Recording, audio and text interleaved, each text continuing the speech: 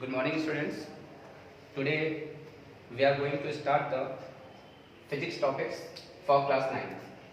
सबसे पहले हम आपको इंट्रोड्यूस कर दें कि क्लास 9 के फिजिक्स में जो टॉपिक्स हैं उसमें देखिए आपका जो पहला चैप्टर है वो है मोशन। दूसरा चैप्टर यहाँ पे जो पढ़ना है वो आपका है force and law of motion. Third chapter है ग्रेविटेशन।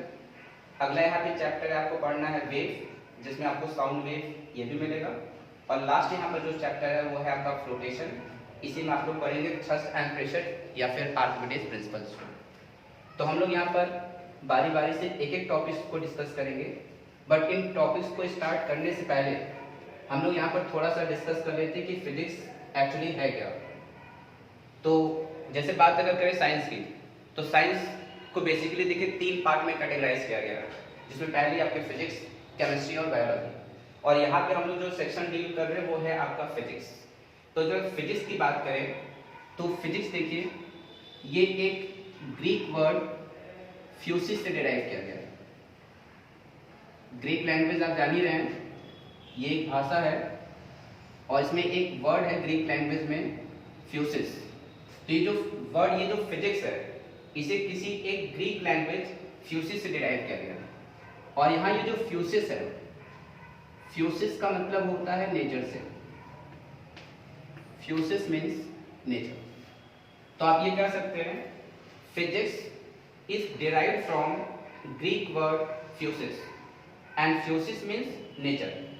और अगर हम नेचर की बात करें तो देखिए नेचर में 2 तरह के कंपोनेंट्स होते हैं, या नेचर में जितनी भी चीजें अवेलेबल हैं या तो वो मैटर के फॉर्म में अवेलेबल है या तो वो आपकी एनर्जी के फॉर्म में अवेलेबल है। तो अब आप इन्हीं दोनों टर्म से नॉर्मली फिजिक्स को डिफाइन कर सकते हैं। तो बेसिकली आप ये कह सकते हैं the branch of science that deal with the study of nature, या the branch of science that deal with the study of matter and energy, और the interaction between matter and energy is known as physics. तो ये तो basically हो गया physics का introduction, कि physics को एक ग्रीक वर्ड फ्यूसिस से डिराइव किया गया है, जहाँ पे फ्यूसिस का मतलब है नेचर। नेचर में 2 तरह के कंपोनेंट्स हैं, एक मैटर और सेकंड फॉर्म है आपकी एनर्जी।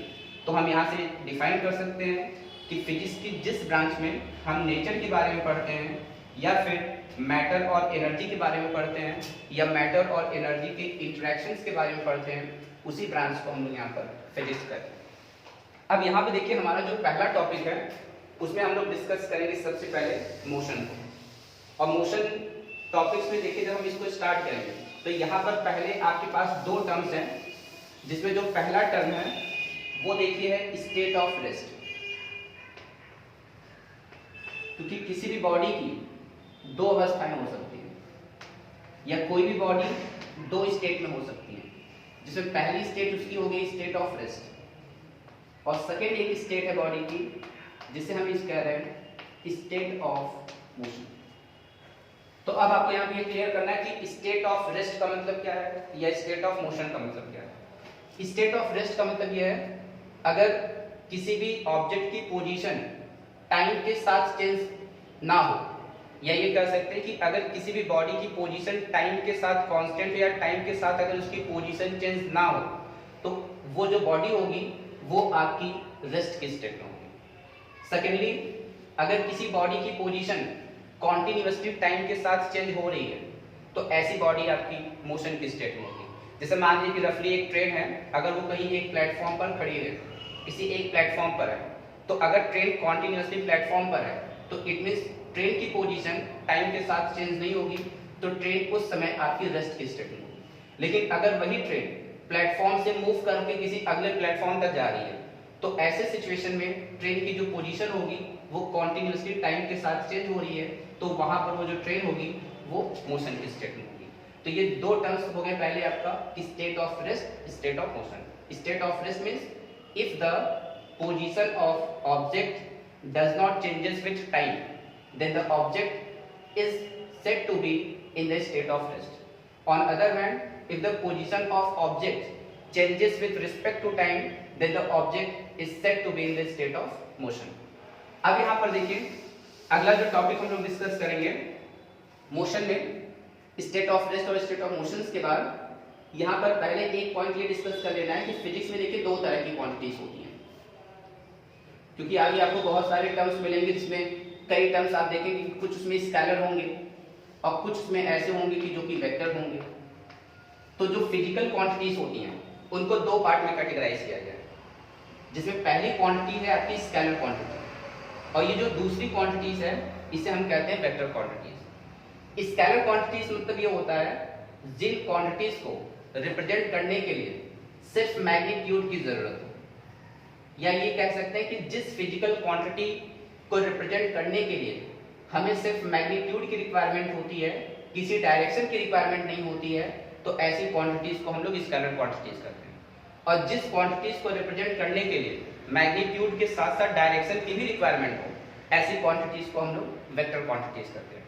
जैसे बेसिकली टाइम की बात करिए, तो अगर हमको टाइम की बात करना है तो टाइम के पास बेसिकली सिर्फ मैग्नीट्यूड होता है, क्योंकि टाइम की कोई डायरेक्शन तो होती नहीं कि हाँ टाइम आप कहेंगे कि हाँ इस दिशा में इतना बज रहा है या इस डायरेक्शन में इतना बज रहा है। तो बेसिकली आप कह सकते हैं कि टाइम को रिप्रेजेंट करने के लिए सिर्फ मैग्नीट्यूड की रिक्वायरमेंट होती है, इस वजह से जो टाइम है ये आपकी स्केलर क्वांटिटीज है।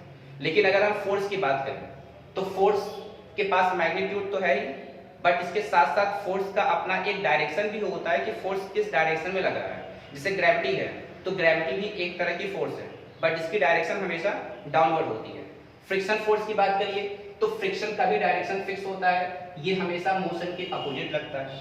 तो जहां कहीं भी फोर्स का कॉन्सेप्ट होगा वहां पर मैग्नीट्यूड भी होगा, इसके साथ साथ वहां पे डायरेक्शन का भी रिक्वायरमेंट होगा। तो इस तरह की क्वांटिटीज को हम लोग वेक्टर क्वांटिटीज करते हैं।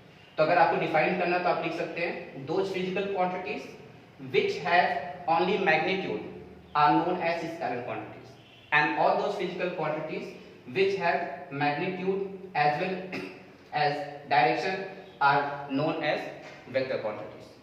तो आज का ये जो पोर्शन था इसमें हम बेसिकली सिर्फ आपको इतना इंट्रोड्यूस किए हैं। आगे के लेक्चर में आपको इसके आगे के जो भी पॉइंट्स हैं वो आपको कल से फिर डिस्कस करेंगे। Thank you.